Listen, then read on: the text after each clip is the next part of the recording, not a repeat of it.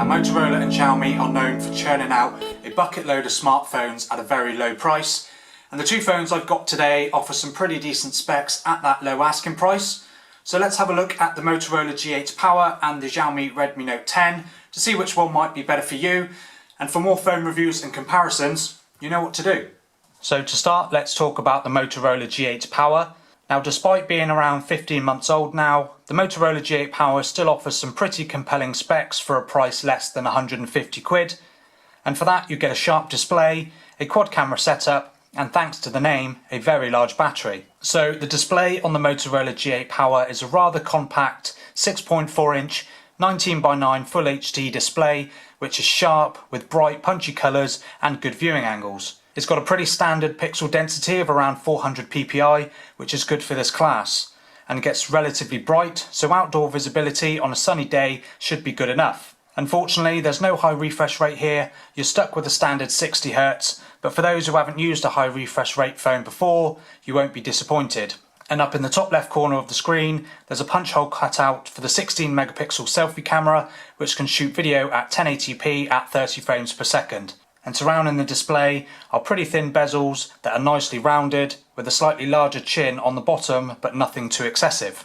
If you flip the phone over, you're greeted with a pleasing design.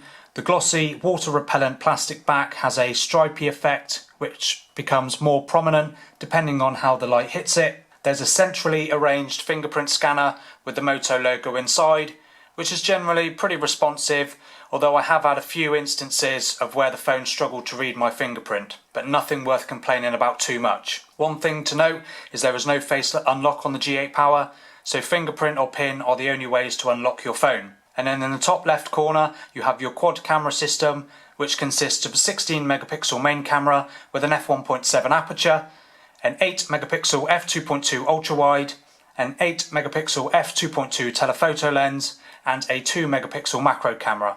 Having three main cameras on a phone at this price is a rarity, so the addition of the telephoto camera is very welcome. Photos from the G8 Power are good quality, with nice detail and colour. Even the wide angle camera doesn't shift the colour too much, but you do lose detail due to being only 8 megapixels. Unfortunately, processing time on the camera can be between 3 to 5 seconds, but though this is not all the time, so someone who takes a lot of photos might find this a bit annoying. And sadly, there's no night mode, so nighttime photography is going to be pretty difficult on this phone. Video tops out at 4K at 30 frames per second. The Motorola G8 Power also has a stereo speaker setup with an earpiece doubling as another speaker. These perform well, but they do lack bass, especially at higher volumes, so you do notice a tinny sound, but again, for the price, they're pretty good. Under the hood of the G8 Power is a mid-range Snapdragon 665 built on an 11nm process, coupled with 4GB of RAM. This is a common chip used in budget devices and performs very well in day-to-day use,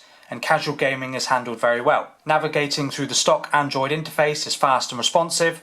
There's also 64GB of expandable storage on board. And finally, let's talk about the battery life on the Motorola G8 Power, and to be expected from the name, it has a very large 5000 mAh battery. Now these days phones don't need to have the power in the name to have these large size batteries, but nevertheless the G8 Power returns excellent battery life. 2 days of moderate use is easily achievable, and with the 18-watt fast charging, although not by today's standards, can get you from 0 to around 30% in half an hour. Now for around 50 quid more, you can splash out for the Xiaomi Redmi Note 10. This stunning budget smartphone is only around 4 months old and improves in a couple of areas over the G8 Power. It shares a similarly sized 6.4 inch Full HD display, but this time it's boosted to a Super AMOLED display, which of course gives you those deeper blacks and cleaner whites. Other than that, the experience is very similar. This too has only a 60Hz display, but is plenty usable with similarly good viewing angles and outdoor visibility.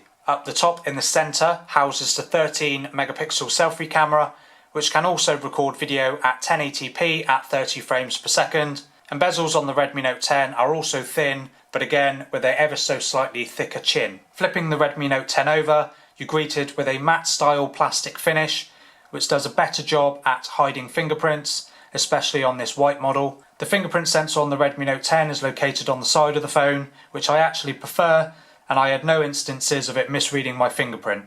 And again, in the top left of the phone, you have your quad camera system, which consists of a 48 megapixel quad pixel sensor with an f1.8 aperture. This produces 12 megapixel photos by default. This is followed by an 8 megapixel ultra wide with an f2.2 aperture, and then a 2 megapixel macro and 2 megapixel depth sensor. So there's no telephoto camera here than what you do find on the G8 Power. Photo quality from these cameras are similar quality to the G8 Power, although the addition of AI mode does tend to oversaturate colours, and I noticed a little bit more of a colour shift when switching to the ultra wide, and video also tops out at 4K at 30 frames per second. The Redmi Note 10 also has a stereo speaker setup, but this time the second speaker is located on the top of the phone instead of in the earpiece. Powering the Redmi Note 10 is a slightly newer and more powerful Snapdragon 678 chip, which is also built on an 11nm process. This also has 4GB of RAM, and again, everyday use is a breeze, and light gaming should be better on this phone because it's a slightly more powerful chip. But storage on this phone is doubled to 128GB of expandable storage instead of the 64 on the G8 Power. Although this isn't the base model of the Redmi Note 10 does come with 64GB. And finally, power for this phone comes from a 5000 mAh battery as well, which will also easily last you a full day of pretty intense use. Moderate use, you will probably get 2 days, again like you would on the G8 Power. Although charging speeds are upgraded from 18 watts on the G8 Power to 33 watts, which means you can get up to 50% in around 25 minutes, and a full charge taking only 75 minutes. So the charging speeds are much better on this phone.